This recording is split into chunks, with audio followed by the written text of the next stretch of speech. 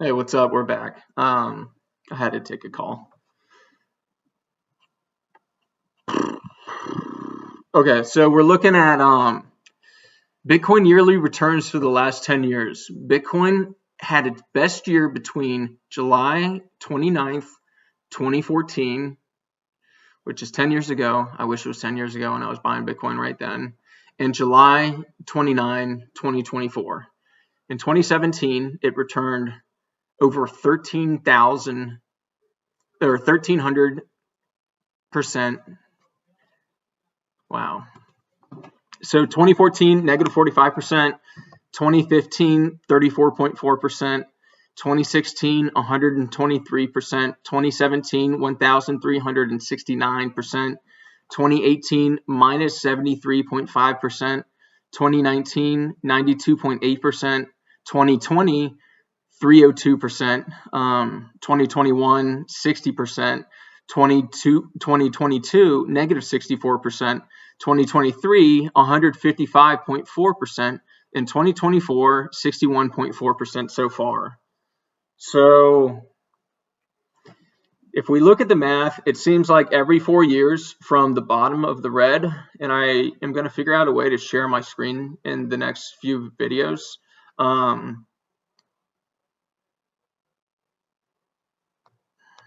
Yeah, I'll figure that out so I can show you what I'm looking at.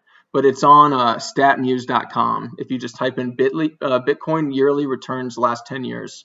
So red in 2014, green 2015, green 2016, green 2017. And then it jumps back down to red in 2018. So for 4 years, so 1, 2, 3 years, it was positive after the red. So in 2018, if we go 3 years, 1, 2, 3 to 2021, that was at 60.1%.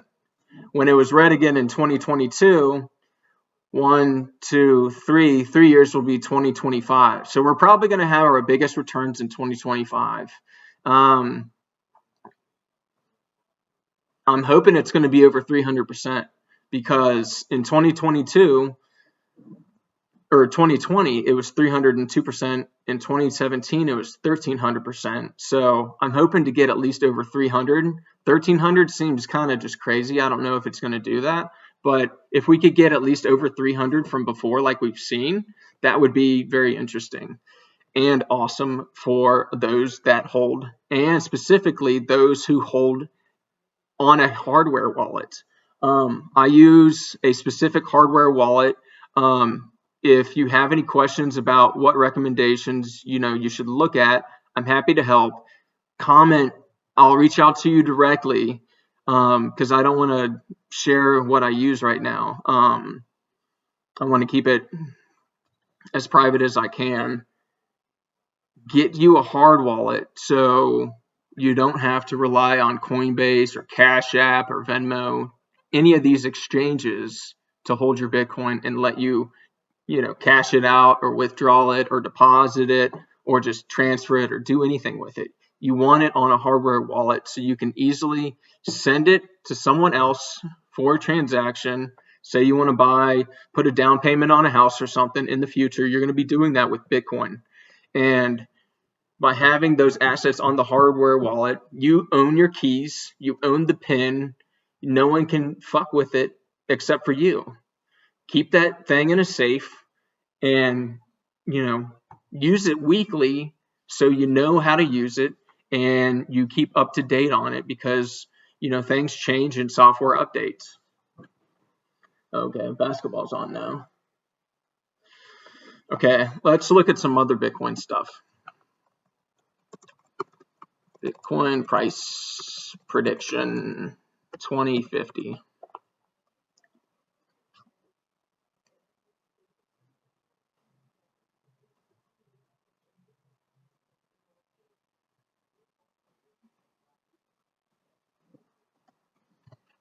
Okay. So this other thing says Bitcoin to 52.38 million by 2050. 2.9 by 2050.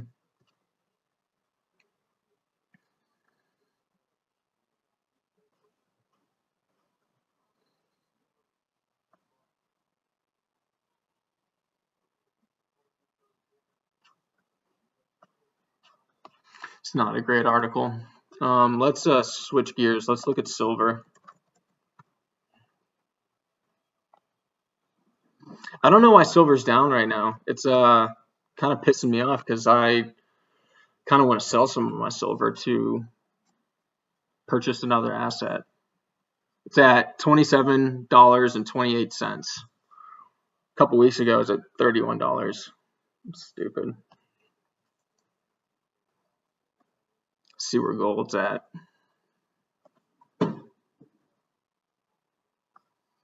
Gold's a little bit down too. It's at $2,300 and yeah, $2,400.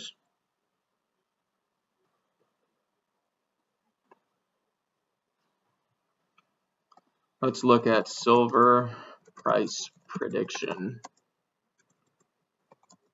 2050.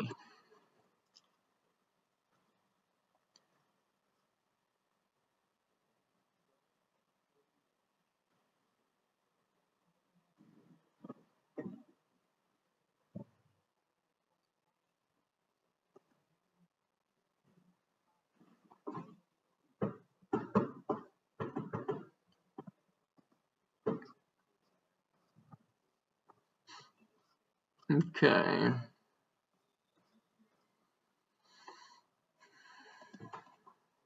So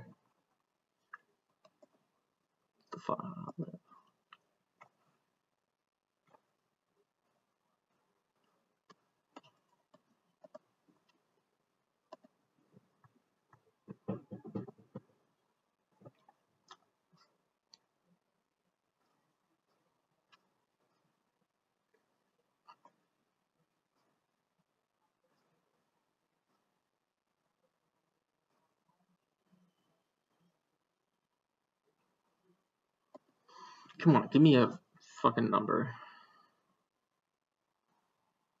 Okay. So goldiraexplained.com explained the average price of silver may be around $100 to $150 per ounce in 2040 to 2050, with one forecast suggesting a price of $20,000 per ounce, indicating a bullish long-term outlook. Well, those numbers are crazy different. Let me find something a little bit more specific. All right, let's just read an article about silver. Okay, so this is from Finamize.com. Forget about gold. Silver is really shining right now.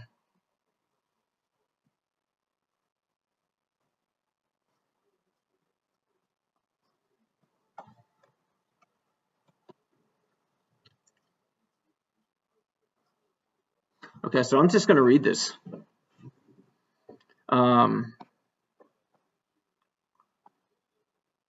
Rita Ferran, CFA. Thanks for the article. I'm not going to read it word for word. I'm just going to paraphrase it. But thank you for finding this information, and I'm going to try to do my best to share it out.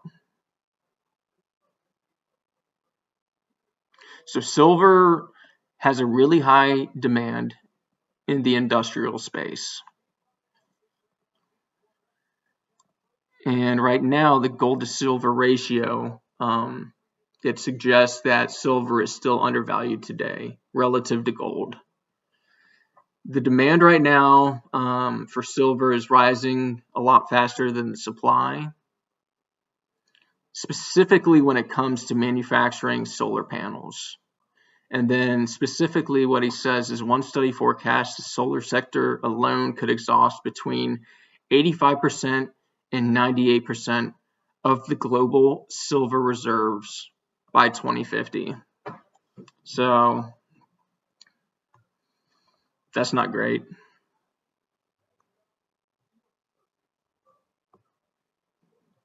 So, and then, yeah, there's different ways to buy silver. You can buy ETFs, you can buy physical silver, you can buy jewelry, you can buy bars, you can buy contracts, you can buy ETFs, you can buy, stuff in your IRA, or pick up shares in miners.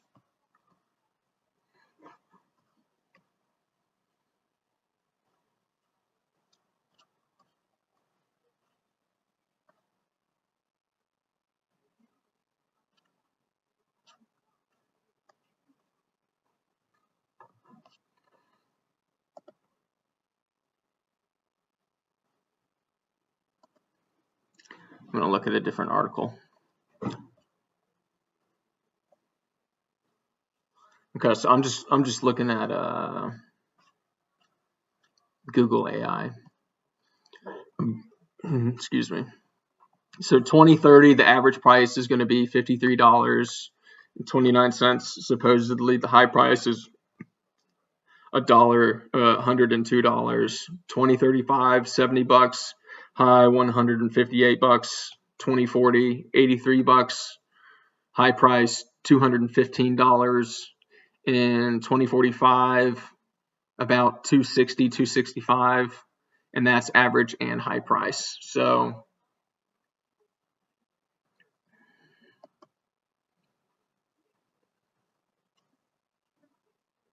I mean, if you look at the chart, it kind of looks like Bitcoin, but Bitcoin's on a log scale and represents a power law function.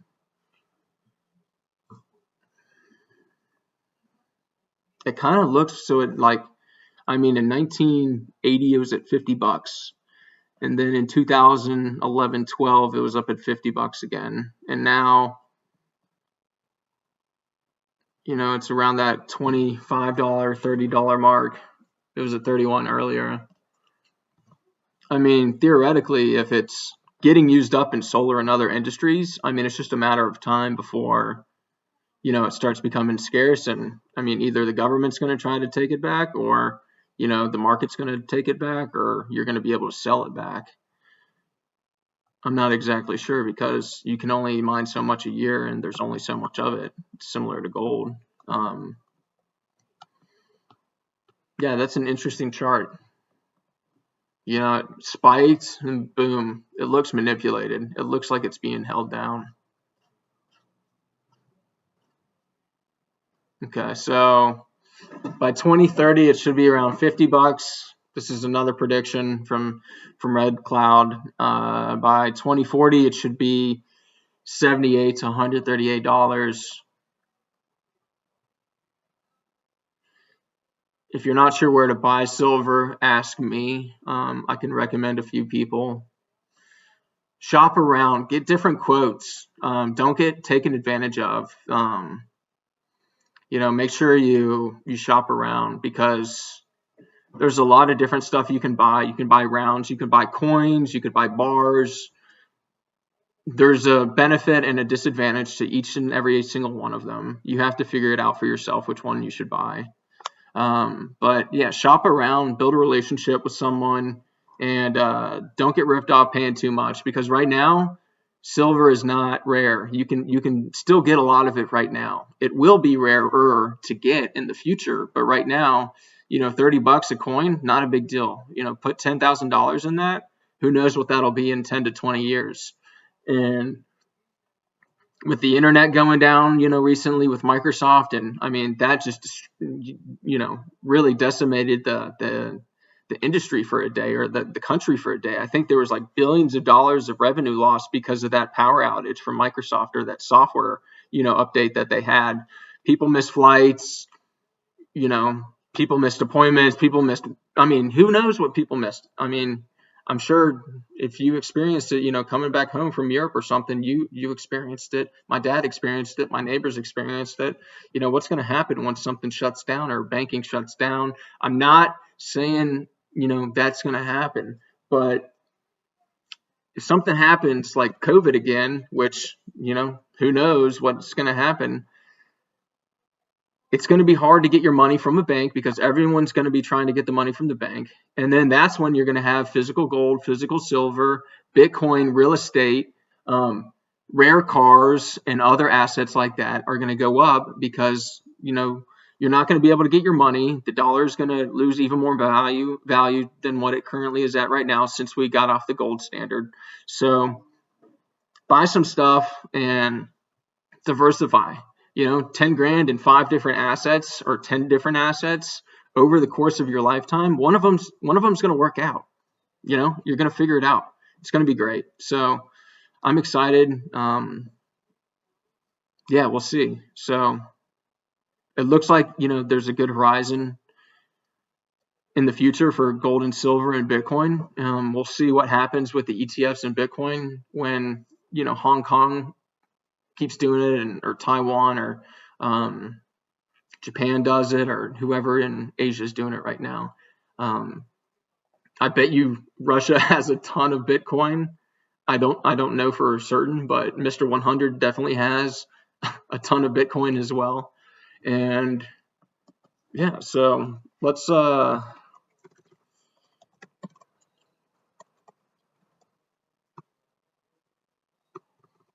at Reddit.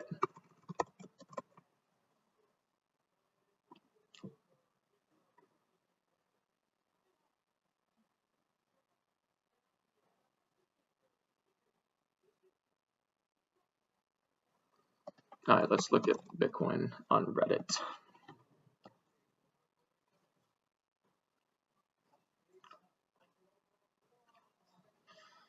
All right, so let's look at new.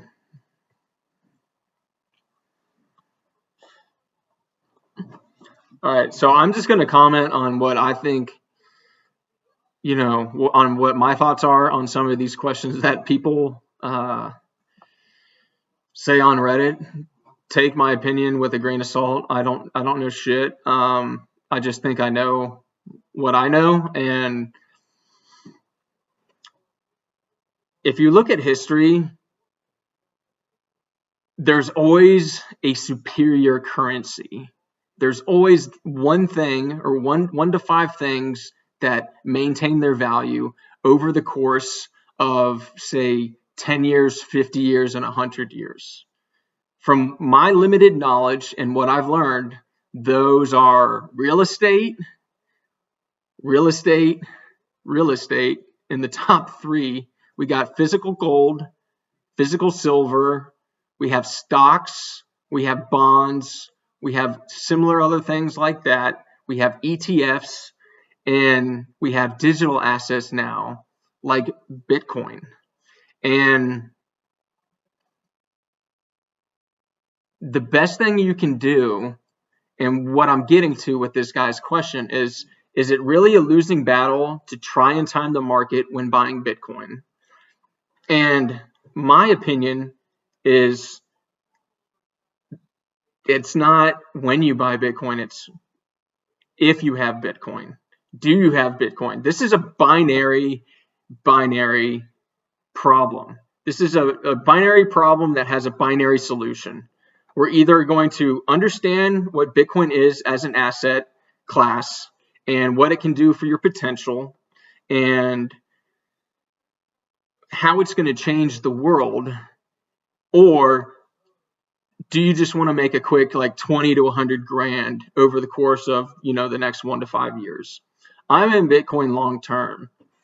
If you understand the math and what I think the math represents with the power law from Giovanni and his information and his research, it's going to go up a log, and it's going to keep going up a log. Who knows when? I mean, if you just look at math, all it is just moving a decimal to the left or the right. That's all math is. You can complicate it and add, really difficult equations to stuff. But at the end of the day, math is numbers. And in order to get rich, all you need to do is move your net worth 0, a couple digits to the left or the right, based on, which way you're watching this video. If I have $1,000 and I can bump that to $10,000, I'm going to do that. It might take 4 years, but what asset gives you that? Okay, real estate, you might be able to do that, but who's buying something for $1,000 right now? I mean, maybe if you lived in the 1800s, or I don't know, whenever prices were, $1,000 could buy you a fucking house. Back to the question. Do not worry about timing the market. Get in the market. It literally just halved. If you get in now, I mean, it's going to be a benefit to you long term because you're getting in before it's going to take off. So let's look at having Bitcoin chart plan B. And shout out to Plan B on YouTube and Google and wherever you're at, man. I appreciate your research. So if we look at his stuff, when we go up a log, I mean, go back to some of the other stuff I was talking about. 2025 is going to be a good year. The fourth halving. Okay, this dude's predicting $288,000 for Bitcoin after the fourth halving, and it's halved. So, I mean, when is that going to happen? I don't know, but it halved, it jumped. It halved, it jumped. It halved, it jumped. If you understand the math, what's it probably going to do? It's probably going to jump again. If it drops, I mean, then it doesn't support the math, and then I don't believe in it, and then I'll move my money out. But as long as it follows the math and stays within that power law and that distribution within that, I'm going to keep my money invested in it. So back to the question on Reddit. Don't worry about timing the market. Buy it, get it, put it on a hard wallet, store it away, keep buying more, put it on your hardware wallet, and see what happens in 5 to 10 years. That's what I think. All right, so this other dude, what are your arguments for and against investing most of my funds in Bitcoin? All right, well, I'm going to say I have most of my funds in Bitcoin, so there's that. And then I would say I mean, what other asset is performing better than Bitcoin? Right? I mean, 1,300% we were talking about in 2017, at an increase of 1,300% on your money. I mean, that's crazy. Real estate, yeah, sure, you might double your money. I mean, if you bought a house in 2016 or 2018 for $250K, it might be worth $500K or $750K. But I mean, if you say you put $200,000 down on a house, and I know that's crazy. Let's just put $100,000 down on a house. And we're going to divide that by, let's say, 2017 prices. 2017 Bitcoin prices were, let's say it was $700. Because I think in 2016 to 2017, it was around $700. Let's do $750. Okay. So that's 133 Bitcoin. 133 Bitcoin. So we're going to times 133 Bitcoin by, let's just put it at $70,000 because that's what it was at yesterday.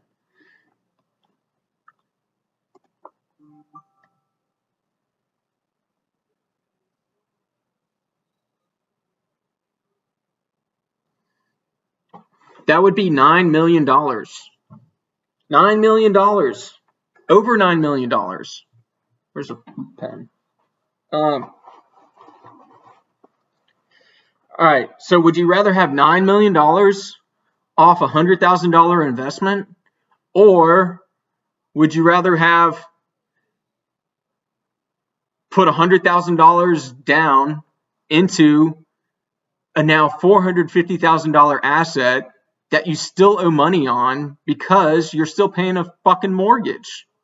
I think, and I'm sorry, I'm going to edit these videos to not cuss, but I am not going to not cuss for purposes of the video because this is how I talk. But for younger kids, I'll bleep out the words, so no worries. I'd rather have $9 million, and then I'd rather rent a small house and keep buying Bitcoin with the money from the money that I'm making from my investments. I mean, it's crazy. I mean, this is nuts. It's either, okay, I'm either crazy and I'm going to get screwed and I'm going to lose everything, which is about $50,000, or if I bump up 2 logs, and I wish I did this back in 2016 because I'd already be there. If I put $50,000 in Bitcoin back then, I'd have $5 million today because it's gone up 2 logs. 2 logs, 50,000, then it's gone up with the math and what it was at. That would be equal to $500,000. Go up another log, that would be $5 million. Another log, 50 million, 500 million, 5 billion. I mean, do you understand how much money this is going to be worth someday? It's going to change the landscape of the world. When we talk about how much money we're in debt, 35 trillion in debt, and that doesn't even involve the liabilities and other stuff like social Medicare and Social Security and all that other stuff, which I am grateful for. They do an awesome job. We're over $200 trillion in debt. Where is this problem? How are we going to solve this problem? The only way to solve the problem is the math. If we can move the decimal points back and make that $37 trillion, move that back to 37 million, then that would be a lot more obtainable to get rid of.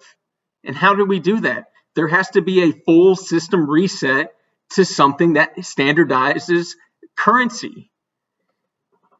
If we got back on the gold standard, shit would start getting better.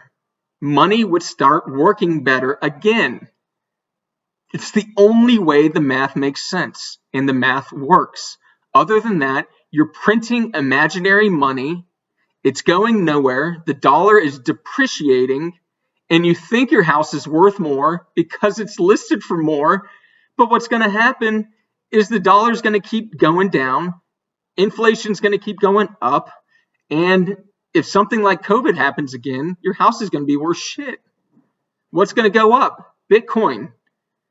What doesn't need its garage door to get fixed? Bitcoin. What doesn't have shareholders? Bitcoin. What doesn't need a bank to transfer it to someone else? Bitcoin, etc., etc., etc. The list goes on. I've only been doing this for a year. I bought Bitcoin when it was $26,000, and then I bought silver, and I wish I bought more Bitcoin. I wish I bought a little bit of gold and a little bit of silver for emergencies, because that's when it's going to be useful. For bartering, if we ever need that at some point, I mean, the dollar is worth nothing. You look at Zimbabwe, hyperinflation, $100 trillion notes. I have one of the things upstairs. It's not worth anything. The silver coin is worth more than the $100 trillion note. Man, it's exciting making these videos. It really brings me a lot of joy. I have fun doing them. It's interesting to ad-lib and flow and get into a rhythm of, my thoughts, my hypotheses, and what I think about life. I think it's interesting. We all talk about money, or we all should talk about money. I'm talking about money all the time now. I love talking about money. And I wish I had this attitude when I was a lot younger, but it's okay. I'm fully present now. Not a big deal. I'm only 31. I got a lot of time left. I got a lot of money to make, and I got a lot of fun to have. So, yeah, we're doing good. We're doing good.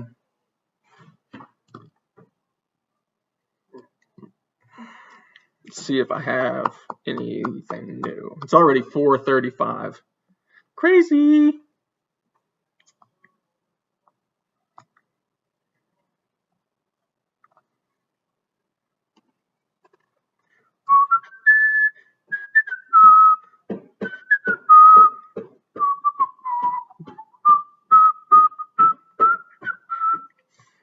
All right, nothing new. All right, we got my Hoffman on today. Thank you, Sean, for this watch. I fucking love it. It is, it's great. Racing yellow. And I got a white 20 millimeter quick release band on it. It's a chronograph. And I don't mess with the chronograph because chronographs break when they're messed with. The only time you use a chronograph is never. You don't need to use your iPhone. So, oh man, these videos are fun. I'm gonna keep doing this stuff with YouTube and Bitcoin and power washing, pressure washing, and talking about Corvettes. Speaking of Corvettes, let's go to Morrison Cars Charlotte, because that's where I think I might buy one at. All inventory, Corvettes. Let's type in Z06. Fuck.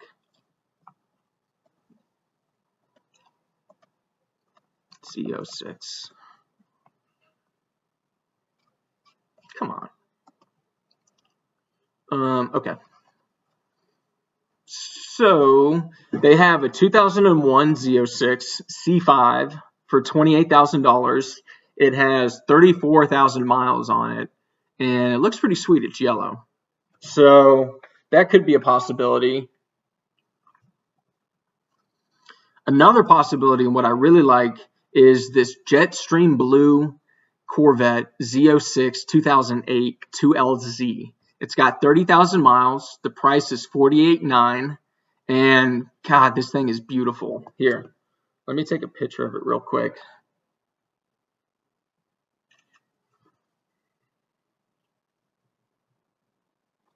Look at that. Thing is sick. So yeah, we'll see. But that's what I'm looking at. I'm also looking at a red one, another red one, a gray one that's sweet. It's got 14,000 miles on it. A white one that's got 16,000 miles.